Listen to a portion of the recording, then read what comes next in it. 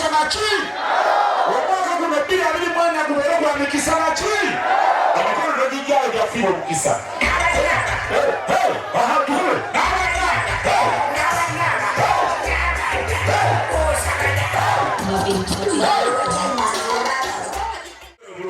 kampulire ente embizi ente erwagala bulungi ente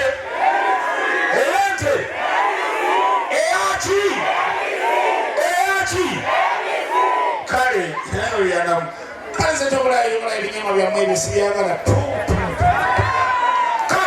kale tukole bizinesi soko wemuli ebyaddala wemuli bwemuwa wemuli njagala musooka byemateka emikono ebiri mu bbanga bwati kulete tulabe emikono gyebiri mu bbanga bwati emikono gyebiri mu bbanga bwati nga bekuba mukotekajabulululululululululu mama situlina ku mataala leero nga situlaba eri mu baha kuba mikono bwati ebiri mu bbanga nga togijjayo nga bwogamba nti kyabasalo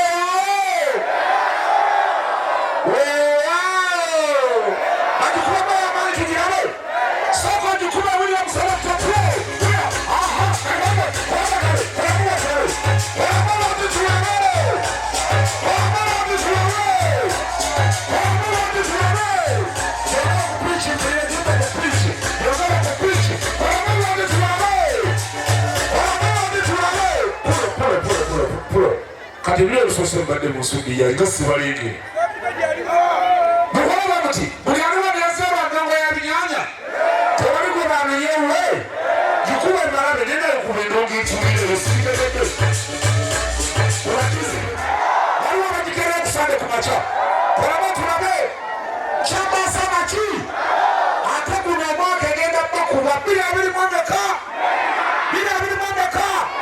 tekayo nga banyama eti 2024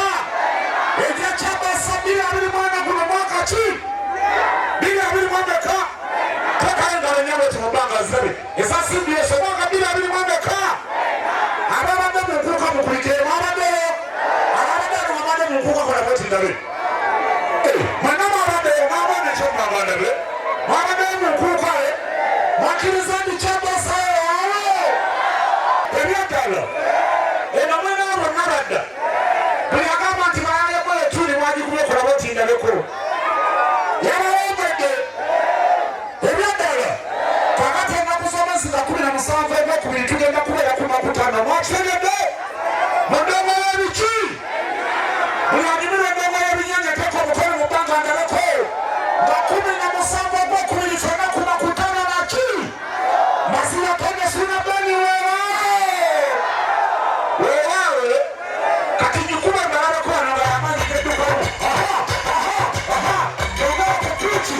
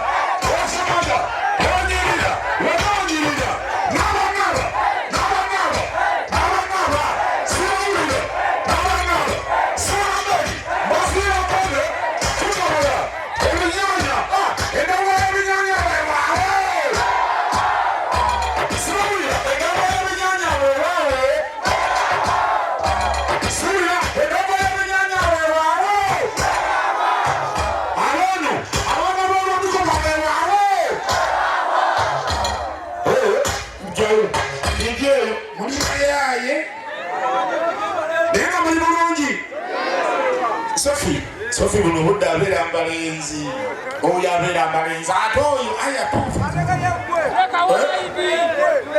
alenze ndi mulenzi ze ndi musajja wamasukuze naye nga bwe tulabirira abaana be lwa mikono Manyimuze mbozi. Ebyadala. Mwanange. Awe bagala. Naye batimbeni emisoma gy'ebyenkulaakulana timujja byanamu muli bibi nnyo mulimba. Era kyamaani w'Ewengo. Waliwo omusajja yali kyamaani w'Ewengo ng'asamba abatuuze n'ekiboko n'asabula olwala bannabadda. N'ago bannabadda baabali. Kino kigambe baabali.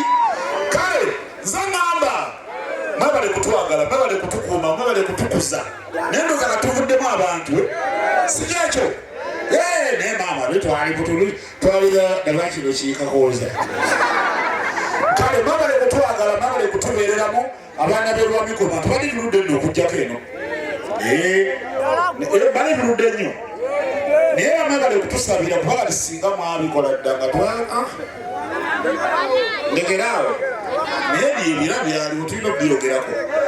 Naye kale buli ali wano ng'okkiriza nti Katonda amaanyi mutale mikono ebiri mu bbanga kuwa Mbaziira Tonny kulaga oti kuna jambo yamukola Katonda n'abasambizenga bonna. Kuna jambo booki mu bbanga n'asambirenga nga tubalengereko. Omwaka 2024 gubeere gwa mikisa naki? Omwaka guno 2024 gubeere gwa mikisa naki? Emikono n'egijjayo gyafiirwa omukisa.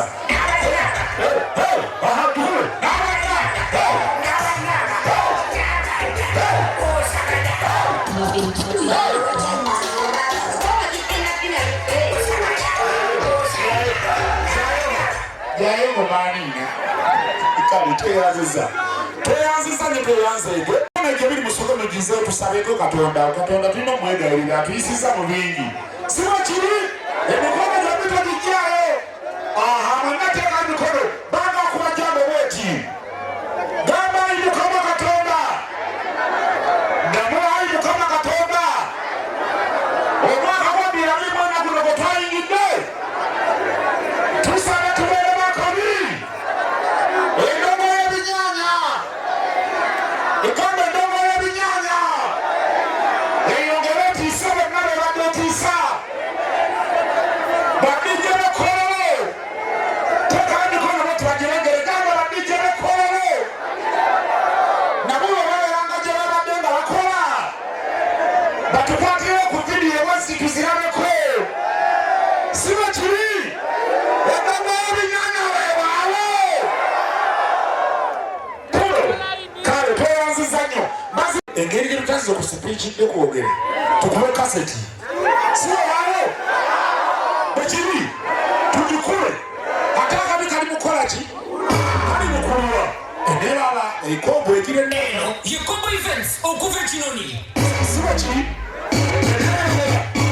ebyebikola ebyabikola kale DJ Boyce abatumidde owano omukubire ku njango n'amubulira nti DJ Boyce abaana bakutumidde DJ Boyce naki kakati eno Alapextara DSV yatuuka mumutegeera ninda wakati Alapextara DSV gwe mutegeera nomutegeera Alapextara DSV akola ki akola ki watairozi